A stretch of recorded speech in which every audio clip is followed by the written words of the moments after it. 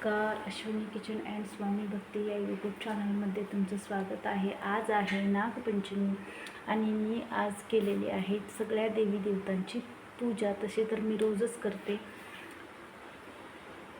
मी बघा, मी महादेवाच्या पिंडीची पण पूजा केली.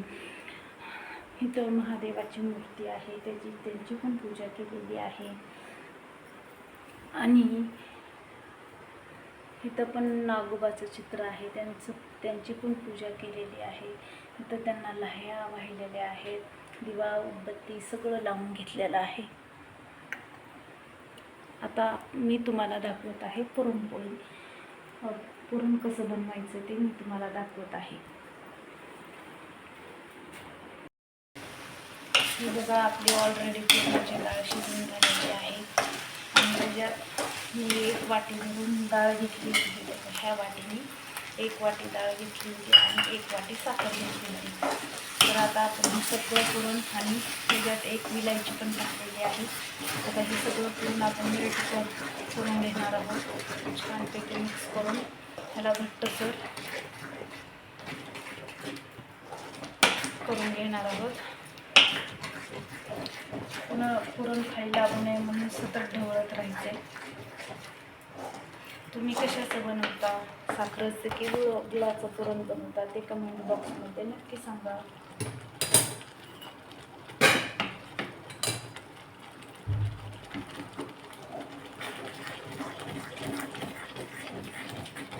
आणि सर्वांना परत एकदा नागपंचमीच्या हार्दिक शुभेच्छा.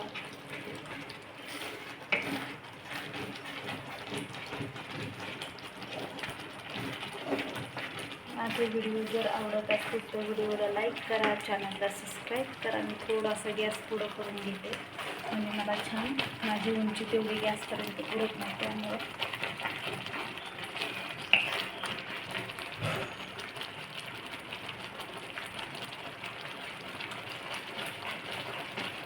काही भागात पुरणपोळी नाहीत बनवत, पण आमच्या भागात पुरणपोळी बनवतात. तुम्ही कुठल्या भागातून माझा व्हिडिओ बघता ते सांगा.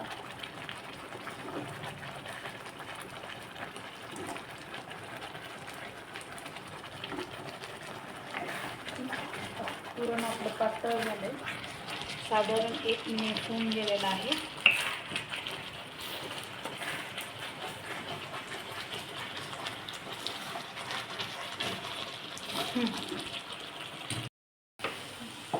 साधारण 2 ते 3 मिनिटं झालेले आहेत. बघा, आपल्या पुरण असं झालेलं आहे, पण पूर्णपणे शिजलं नाही आहे.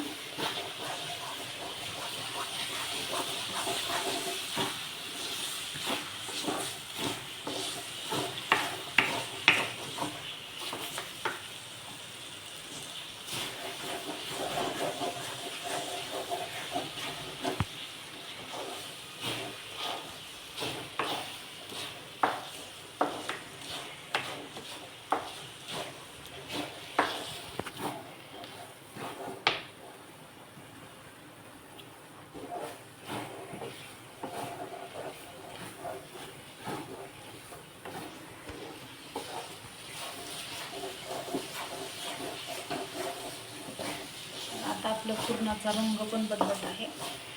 आणि जर तुमचं पुरण जर समजा पातळ झालंच तर तुम्ही त्याच्यातलं पूर्ण पाणी काढून टाकायचं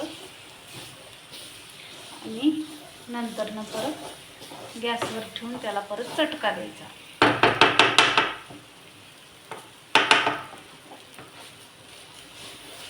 बघा, आपलं आता घट्ट झालंय पुरण.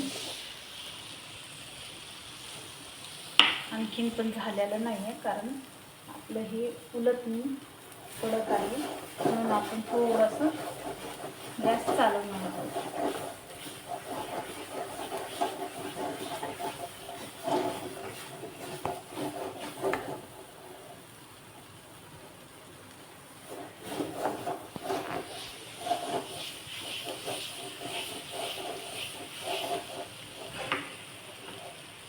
जर माझे व्हिडिओ आवडत असतील आणि मी दिलेले टिप्स आवडत असतील तर व्हिडिओ शेवटपर्यंत नक्की बघा.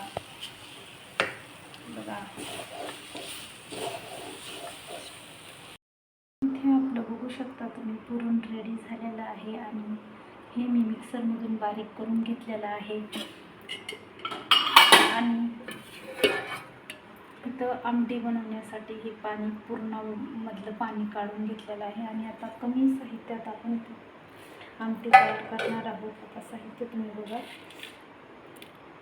इथे लसूण घेतलेला आहे, एक कांदा, एक टोमॅटो आणि 10-12 कढीपत्त्याची पाने. बस एवढ्याच ह्याच्यात आपण मस्तपैकी आमटी बनवणार आहोत.